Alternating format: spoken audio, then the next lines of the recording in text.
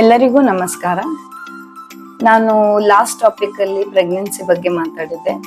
ಅದೇ ಟಾಪಿಕ್ ನ ಕಂಟಿನ್ಯೂ ಮಾಡ್ತಾ ಇದ್ದೇನೆ. ಇದನ್ನ ಪಾರ್ಟ್ 2 ಅಂತ ತಿಳ್ಕೊಳ್ಳಿ. ನಾನು ಎಲ್ಲಿ ತನ ಸವಿಸ್ತಾರವಾಗಿ ನಿಮ್ಗೆ ವಿವರಿಸಿದ್ದೆ ಅಂದ್ರೆ ಪ್ರೆಗ್ನೆನ್ಸಿಯಲ್ಲಿ ಪಾಸಿಟಿವ್, ನೆಗೆಟಿವ್ ಮತ್ತೆ ವೀಕ್ಲಿ ಪಾಸಿಟಿವ್. ಸೊ ಈಗ ಪಾಸಿಟಿವ್, ನೆಗೆಟಿವ್ ಹೇಗಿರುತ್ತೆ, ವೀಕ್ಲಿ ಪಾಸಿಟಿವ್ ಹೇಗಿರುತ್ತೆ ಅನ್ನೋದನ್ನ ನೀವು ಹಿಂದಿನದ್ರಲ್ಲಿ ನೋಡಿದೀರಾ ವಿಡಿಯೋದಲ್ಲಿ. ಈಗ ನೀವು ನೋಡ್ಬೇಕಾಗಿದ್ದು ಫಸ್ಟ್ ಪ್ರೆಗ್ನೆನ್ಸಿ ಪಾಸಿಟಿವ್ ಆದ ತಕ್ಷಣ ಏನೆಲ್ಲ ಪ್ರಿಕಾಷನ್ಸ್ ನ ಶುರು ಮಾಡಬೇಕು, ಮೊದಲನೇ ಸ್ಟೆಪ್ ಏನ್ ತಗೋಬೇಕು. ಮೊದಲಿಗೆ ನೀವು ಡಾಕ್ಟರ್ನ ಭೇಟಿ ಆಗ್ತೀರಾ. ಓಕೆ, ಮೊದಲನೇ ಟ್ರೈಮಿಸ್ಟರ್ ಅಲ್ಲಿ ಮೊದಲ 3 ತಿಂಗಳು ಅಂದ್ರೆ ಮೊದಲ 3 ತಿಂಗಳಿಗೆ ನಾವೇನ್ ಹೇಳ್ತೀವಿ, ಫಸ್ಟ್ ಟ್ರೈಮಿಸ್ಟರ್ ಅಂತ ಹೇಳ್ತೀವಿ. ಈ ಮೊದಲ 3 ತಿಂಗಳಲ್ಲಿ ನೀವು ಯಾವ್ದೆಲ್ಲ ಟೆಸ್ಟ್ಗಳನ್ನ ಮಾಡಿಸ್ಬೇಕಾಗತ್ತೆ ಅನ್ನೋದನ್ನ ನಾನು ಹೇಳ್ತಾ ಹೋಗ್ತೀನಿ.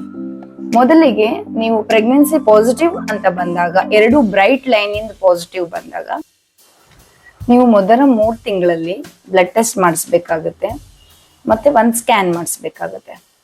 ಯಾವ ತರ ಅಂತಂದ್ರೆ, ಈಗ blood test compulsory, scan compulsory. ಮೊದಲ 3 ತಿಂಗಳಲ್ಲಿ ಹೇಳ್ತಾ ಇರೋದು. 3 ತಿಂಗಳ ನಂತರ ಅಂದ್ರೆ 12 ವಾರ ಆದ್ಮೇಲೆ NT ಸ್ಕ್ಯಾನ್ ಅಂತ ಮಾಡ್ತಾರೆ.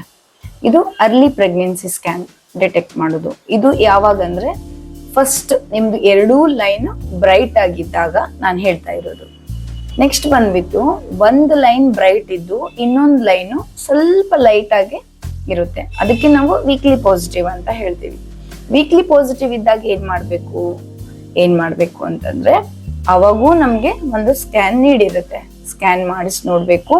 ಸ್ಕ್ಯಾನ್ ಅಲ್ಲಿ ಸ್ಯಾಕ್ ಇನ್ನೂ ಡೆವಲಪ್ ಆಗಿಲ್ಲ ಅಂತಂದ್ರೆ 14 ದಿನಗಳ ನಂತರ ಮತ್ತೆ ಒಂದು ರಿಪೀಟ್ ಸ್ಕ್ಯಾನ್ ನ ಮಾಡಿಸ್ಬೇಕಾಗತ್ತೆ. ಇಲ್ಲ ಸ್ಕ್ಯಾನ್ ಅಲ್ಲಿ ಎಲ್ಲ ಓಕೆ ಇದೆ, ಹಾರ್ಟ್ ಬೀಟ್ ಇದೆ, ವೀಕ್ಲಿ ಪಾಸಿಟಿವ್ ತೋರಿಸಿದ್ರು ಹಾರ್ಟ್ ಬೀಟ್ ಇದೆ, ಎಲ್ಲ ಓಕೆ ಇದೆ ಅಂತಂದ್ರೆ ಪ್ರೆಗ್ನೆನ್ಸಿನ ಕಂಟಿನ್ಯೂ ಮಾಡ್ಬೋದು. ಸಮ್ ಫೋಲಿಕ್ ಆಸಿಡ್ಸ್ ಸಪ್ಲಿಮೆಂಟೇಶನ್ ಕೊಡ್ಬೇಕಾಗುತ್ತೆ. ಸೇಮ್ ಪಾಸಿಟಿವ್ ಇದ್ದವ್ರಿಗೂ ಒಂದೇ, ಆಮೇಲೆ ವೀಕ್ಲಿ ಪಾಸಿಟಿವ್ ಇದ್ದವ್ರಿಗೂ ಸ್ಕ್ಯಾಕು ಎಲ್ಲ ಇತ್ತು ಅಂತಂದ್ರೆ ನೋ ವರೀಸ್, ಪ್ರೆಗ್ನೆನ್ಸಿನ ಕಂಟಿನ್ಯೂ ಮಾಡ್ಬೋದು. ವೀಕ್ಲಿ ಪಾಸಿಟಿವ್ ಇದ್ದು ಸ್ಯಾಕ್ ಡೆವಲಪ್ ಆಗಿಲ್ಲ ಅಂತಂದ್ರೆ ಏನ್ ಮಾಡ್ಬೇಕು, ಆ ಟೈಮಲ್ಲಿ ಸ್ಕ್ಯಾನ್ ಮಾಡಿಸಿದಾಗ ನಿಮ್ಗೆ ಸ್ಯಾಕ್ ಆಗಿರೋದಿಲ್ಲ, ಅಥವಾ ಸ್ಯಾಕ್ ಇರುತ್ತೆ ಮತ್ತೆ ಹಾರ್ಟ್ ಬೀಟ್ ಇರೋದಿಲ್ಲ. ಆ ಟೈಮಲ್ಲಿ ನೀವು ಏನ್ ಮಾಡ್ಬೇಕು, ಆ ಟೈಮಲ್ಲಿ ನೀವು ಸಪ್ಲಿಮೆಂಟೇಶನ್ ತಗೋಬೇಕು ಮತ್ತು 14 ದಿನ ವೇಟ್ ಮಾಡಬೇಕು. ಈಗ ಮೊದಲ 3 ತಿಂಗಳಲ್ಲಿ ನಮ್ಗೆ ಏನೆಲ್ಲ ಸಿಂಪ್ಟಮ್ಸ್ ಇರುತ್ತೆ ಅಂತ ನೋಡೋಣ.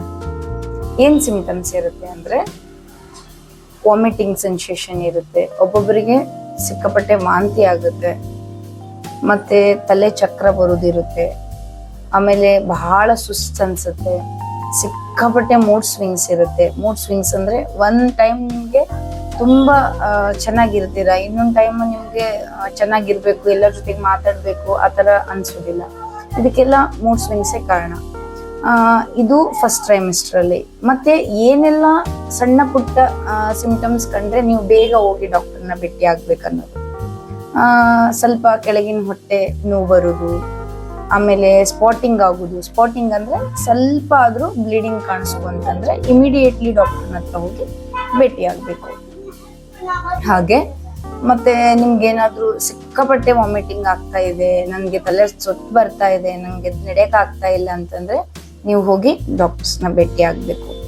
ಆಮೇಲೆ ಈ ಫಸ್ಟ್ ಟ್ರೈಮಿಸ್ಟರ್ ಅಲ್ಲಿ ಏನೆಲ್ಲ ನೀವು ಮಾಡಬಾರ್ದು ಅಂತ ನಾನು ಹೇಳ್ತೀನಿ ಅಂದ್ರೆ, ಸಮ್ ಟೈಮ್ಸ್ ಏಜ್ ರಿಲೇಟೆಡ್ ನಾವು ಸ್ವಲ್ಪ ಕೆಲಸಗಳನ್ನ ರಿಸ್ಟ್ರಿಕ್ಟ್ ಮಾಡ್ತೀವಿ. ಅಂದ್ರೆ 30+ ಆದ್ಮೇಲೆ ಪ್ರೆಗ್ನೆನ್ಸಿ ಇತ್ತು ಅಂದ್ರೆ ಅದಕ್ಕೆ ನಾವು ಪ್ರೀಶಿಯಸ್ ಪ್ರೆಗ್ನೆನ್ಸಿ ಅಂತೀವಿ. ಸೊ ಆ ಟೈಮಲ್ಲಿ ನಾವೇನ್ ಹೇಳ್ತೀವಿ ಅಂತಂದ್ರೆ, ಸ್ವಲ್ಪ ರೆಸ್ಟ್ ಅವಶ್ಯಕತೆ ಇದೆ, ನೀವು ತುಂಬಾನೇ ರೆಸ್ಟ್ ಮಾಡ್ಬಿಡಿ ಅಂತ ಹೇಳ್ತೀವಿ.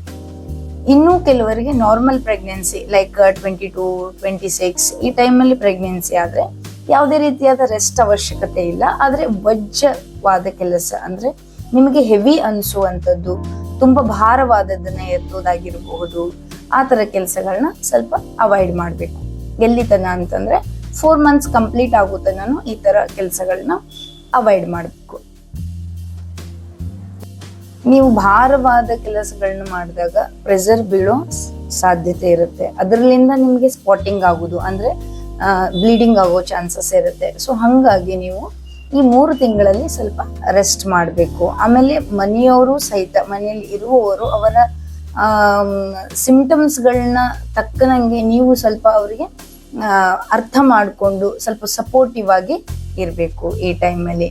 ಹಾಗೆ ನೀವು ಬೇಗ ಆ ಥರ ನಿಮಗೆ ಸ್ಪಾಟಿಂಗ್ ಅನಿಸಿದ್ರೆ ಬೇಗ ಹೋಗಿ ಡಾಕ್ಟರ್ನ ಭೇಟಿ ಆಗಬೇಕು. ಅವರೆಲ್ಲ ಅದಕ್ಕೆ ಏನು ಬೇಕಾದನ್ನ ಇಂಜೆಕ್ಷನ್ಸು ಮತ್ತು ಸ್ವಲ್ಪ ಮೆಡಿಸಿನ್ಸ್ನ ಹಾಕಿದರೆ ಕರೆಕ್ಟ್ ಆಗುತ್ತೆ. ಮತ್ತು ಇದಲ್ಲದೆ ನೀವು ಈ ದಿನಗಳಲ್ಲಿ ತುಂಬ ತಲೆ ನೋವ್ತಾ ಇದೆ ಅಂಥೇಳಿ ಯಾವುದಾದ್ರೂ ಮಾತ್ರೆ ತಗೊಳ್ಳೋದು, ಸಿಕ್ಕಾಪಟ್ಟೆ ವಾಂತಿ ಆಗ್ತಾ ಇದೆ ಅಂತ ನೀವೇ ಮಾತ್ರೆಗಳನ್ನ ತಗೊಳ್ಳೋದು, ಈ ಥರ ಡಿಸಿಷನ್ಗಳನ್ನ ಮಾಡಬಾರ್ದು. ಈಗ ನೆಕ್ಸ್ಟ್ ಪಾರ್ಟಲ್ಲಿ ಉಳಿದಿದ್ದನ್ನ ನಾನು ಎಕ್ಸ್ಪ್ಲೈನ್ ಮಾಡ್ತಾ ಹೋಗ್ತೇನೆ. ಆರೋಗ್ಯವೇ ಭಾಗ್ಯ, ಎಲ್ಲರೂ ಆರೋಗ್ಯದಿಂದಿರಿ. ಧನ್ಯವಾದಗಳು.